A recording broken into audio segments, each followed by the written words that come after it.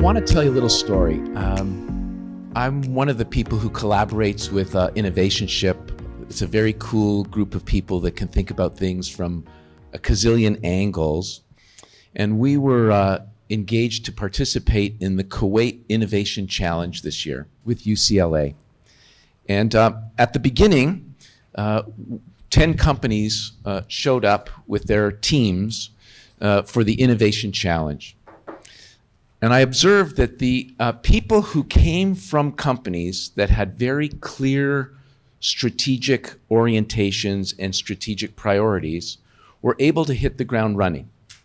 We were teaching them design thinking, we were teaching them innovation methods, but they were very quickly able to zero in on where they would focus and where they would begin their observations. The people who came from companies that had either no strategy or very vague priorities spent a lot of time circling around trying to figure out where can we innovate, what can we possibly do, what would be cool. And you know the answer when people get into that situation. It's an app. What would be cool is if we had an app. Then they had to figure out what the app could do. Then they would have to figure out why people might want the app, which is to us sort of backwards. So I got interested in the whole notion of business innovation and how to do things in an order that would accelerate the process. A lot of the material that I'm going to present comes from this book, Grow From Within.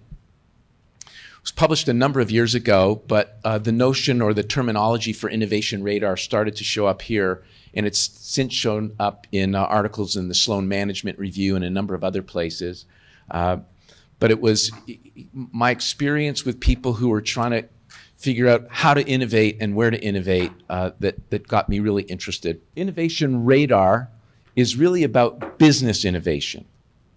It's about business innovation, and it's a way of looking at the business ecosystem to figure out where the opportunities might lie for us, given our strategic orientation and what we're trying to do with the business and the markets that we're trying to serve. And there are two dimensions or two axes on the innovation radar that I want to explore a little bit. We're not going to go into it today, but there's also depth. So the rings on the radar talk about sort of disruption to sort of minor tweaks. And you know, I forget your name, Steve. I'm reflecting on Steve's notion of swipe and deploy. I'll just make a side comment that sometimes it's not coming up with something new, it's finding something new and using it in a different way or in a different setting. So the dimensions of the innovation radar are these. What is it that we offer? What is it that we can offer? Who are we offering it to? What processes will we use to create and deliver that offering? And where do we need to be in order to succeed? So let me just pull this apart a little bit. The offering, if you focus on offering, the question you'll be asking yourself is, what products or services might we create that would be valuable in the marketplace, that would add value? I spoke to a surgeon last night in another city who's gone out of network, set up his own practice, and he's waiting for people to show up. And I said, so what's your value proposition? Why would people refer to you out of their systems, and why would people come to you? And his answer was such a great answer. He says, because I'm better than anybody else in this town. And so if you want to get surgery, you should come to me. I said, okay, but what's the value that they get besides a better surgery? And he needs to noodle on that. We're going to pick up the conversation another time. So it's valuable to him. It's important, but I'm not sure he's got his business model completely thought through. So what are you offering? And it's not about picking one or another of these things. They come in combination. So for example, we know that as technology advances and cars develop more autonomy, there are greater safety features, that there are new products coming out all the time that provide more assistance to drivers. I have two neighbors on my street who are older people who bought cars, and the next year they found out that the new cars had more safety features. And they dumped the cars that they bought and bought new cars just because they had the features that would keep them a little safer. They valued it that much that they were willing to take a loss and get back in the game. And it's an example of something that people value and a decision that they make. If we think about customers, what is the segment of people that are making those kinds of moves? If you put your automotive hat on, there's a segment of people that are older, that are nervous, that want to extend the time that they're driving, and who are looking for those kinds of features. So that says, how do we innovate around capturing that market? What do we need to do to connect with those particular kinds of people? Enterprise car rental discerned a number of years ago that there were people who were renting their cars because their own automobiles were in for repairs because they had been in an accident. And so they said there is a customer segment of people who will rent our cars for longer periods of time while their cars are in the body shop. Now we've got a customer segment. How do we innovate around that customer segment? And the answer was, on the presence side, let's open kiosks near auto body shops. And let's develop contracts that are consistent with people who need a car for a longer period of time, and how do we make it easier for them to deal with the insurance company so we get the money, we get the business, and they get the car. Process and is really about how do we go about making and delivering our product or service in the most efficient way, in the most effective way, and attending to quality. So if we're interested in a quality play or a cost play, really digging into business process is important.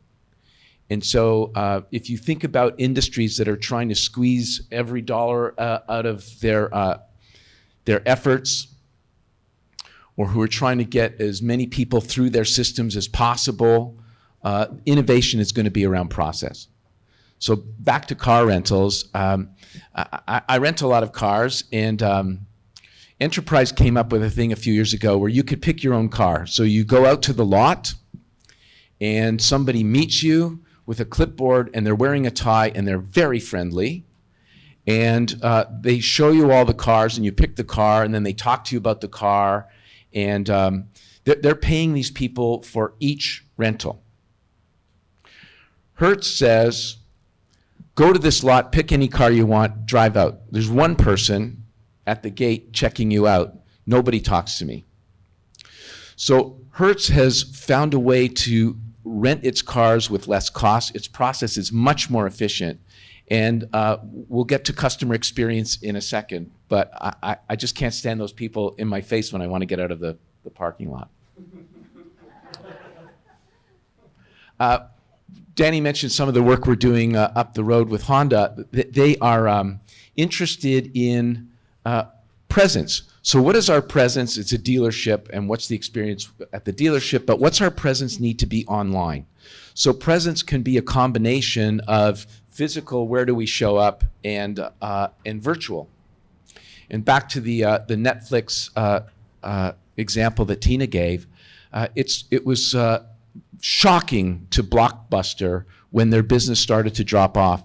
And Netflix did a good job of hiding their strategy until they were ready to really blast the market and disrupt it. But it was about, do people value being able to go and look at videos, or do people value being able to turn on their set and just watch whatever they want?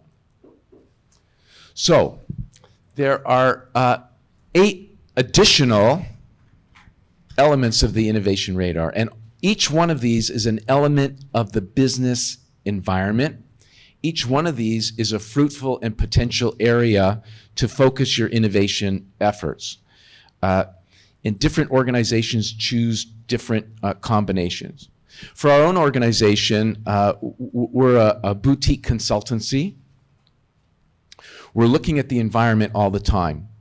So if you just take executive coaching, Executive coaching is becoming a commodity. There's an organization in San Francisco called Better Up, and they're offering coaching at amazingly low prices. That one of my former employees is head of customer experience there, and I'm still trying to understand how they're going to make money, but wherever I go in industry, people are talking about them. We are not going to compete with Better Up. So how do we compete?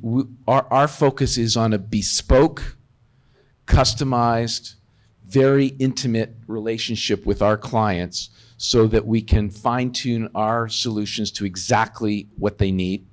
And we have to find people who are willing to pay for that. So it's a smaller market, but common sense is in short supply, so we're doing okay.